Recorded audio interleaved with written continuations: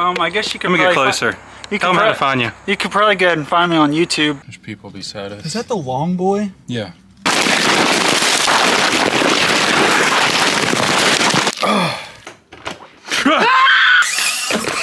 Camera does not do it justice. Leave it.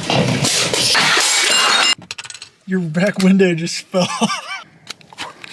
Oh, this is even worse than me. I'm a link bending machine. Fluffernutter in them. A bird just pooped on me. How you spell crawl? The bird E on the end? I go over a chance? Please subscribe. What's up, boys? We're back with the stainless 24. Finally got the body for it. I've already made a video on building this and we briefly tested it on the indoor course. It seems extremely good. I love the chassis kit. And today,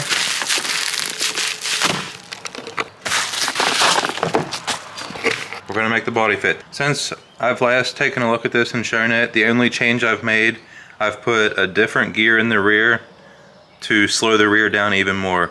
And not the one that comes with the Muse axles, it was a completely different one. So we have even more overdrive, underdrive than we had before. That's the only thing I've changed since the last video. So, with that being said, let's see what we got here. Oh, it's a lot more darker than I was expecting. I guess it doesn't quite match as well as I thought it. Oh, it's not awful. The goal for this is to sit the body as low as possible. And if you'll see here, it looks like the highest point is probably going to be the motor. Yeah. So I think I'm going to cut out a little section of the hood so the motor pops out of it.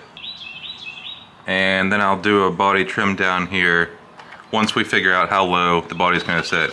So I'm just going to start by lining it up, figuring out where the motor's at, and just start cutting a hole in it. I do want to also mention, where is it? I think this is it. This body also comes with like a hinge for a chassis, a stock chassis, and that does actually line up with this chassis. So I could use the hinge. The only thing I don't like about that is the body's gonna sit like this high, and I want it to be as low as possible. But the body does come with a hinge, and the hinge setup does work with this chassis. All right, I'm gonna start cutting. I got the first rough cuts made. I always start extra small, that way I can keep adding to it. I don't want to immediately go too big and have a bunch of gaps around it. So I set the front up, that way the nose hanging down here is just in front of the servo because I wanted the servo to be hidden. And I know this looks extra long. It's going to, because the wheelbase just isn't meant for this body. And that's okay. So here's what we got so far. I need to keep adding to this and cutting it. Another update. Still slightly rubbing on the motor, so I'm going to continue to take a little bit off. I think I'm happy with this for now. This is good enough for now. From this point, I'm going to try and figure out a way to mount the body. I think I'll do something with a magnet between these two rails. It'll grab like right around here. And I have no idea for the rear, but I'm just gonna get started with the magnet on the front and we'll go from there. Okay, I got magnets glued on, and for the most part, the glue is dry. I have two in the front here, and then one in the rear that grabs this one. I think this cross piece might have been from a Mass Designs kit. I'm not 100% sure. It's just right on my finger, a bunch of glue. I just reused this from something else I was working on, and then this back piece here came with the chassis kit. Next step, I want to trim the body kind of in line with the slider, and then also back here just so we can utilize all of the clearance that we do have here. So I took a pen and, can't really see it, I took a pen and like marked on the inside along the slider, and now I'm just going to cut it.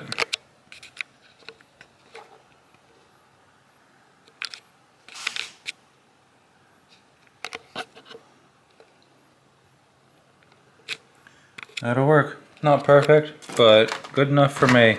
I'm still not sure if I want to leave all of this stuff yet. It's not in the way. I just don't know if I like it. So I think for now this is where we're going to leave the body chopping.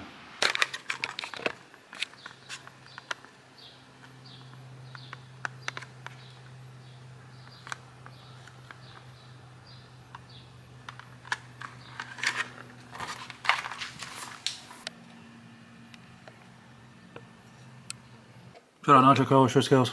This is with the battery installed.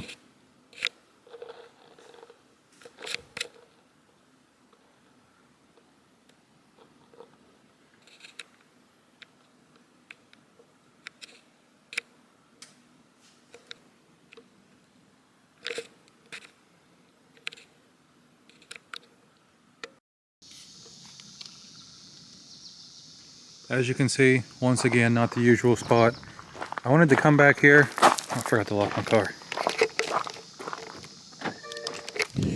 I wanted to come back here because every time I've been here, I've had a truck that wasn't built well, or it was just like a big, heavy hard body. This is one of the original spots I started crawling at.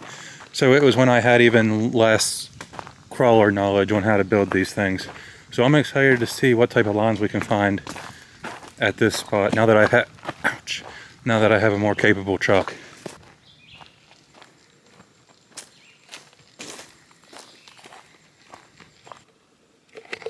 Extremely quick build breakdown for anyone that didn't see the first video on this.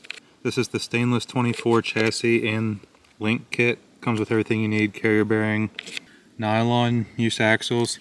The front axles I added a tiny bit more weight to. You can see right here I glued brass, and these are like the brass boulder bars that are supposed to mount on the side of the chassis.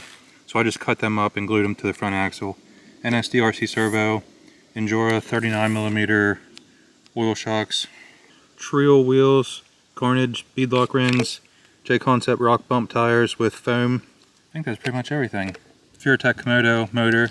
I believe the motor mount is Venge RC. Battery on one slider, ESC and receiver both on this slider. And I think that's pretty much everything. Sweet.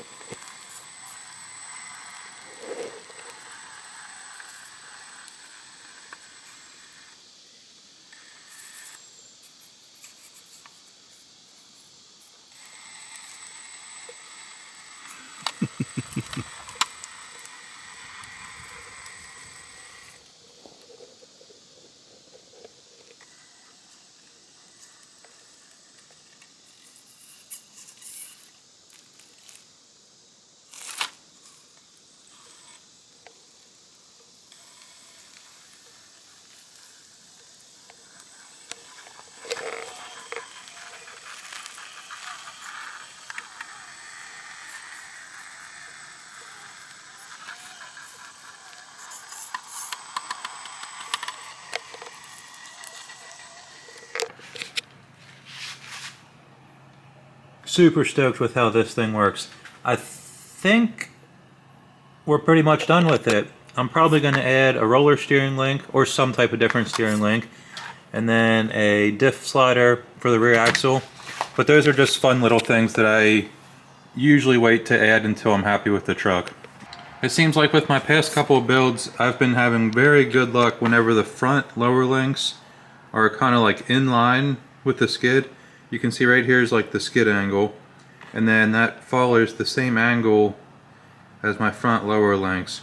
We've had a lot of trucks sent in where the front lower link is at like an angle like this, and then it goes to the skid. And I just feel like I've been having good luck whenever it's set up this way. Also, I think I might need to try and get a new skid plate. This took a pretty hard fall, and I'm pretty sure these bolts like pulled through the skid. So I'm going to see if I can get another 3D printed skid. But other than that, super stoked on how this worked. Also super stoked on the spot that we went to. Now that I have better performing trucks, and I'm also just better at finding lines in general, I think I found some really cool spots. So I'm excited to go back there. Sweet, that's it for this one, guys. Hope you guys enjoyed. I once again recommend this chassis kit. This has been a fun build, and it just works well. Sweet, thank you guys.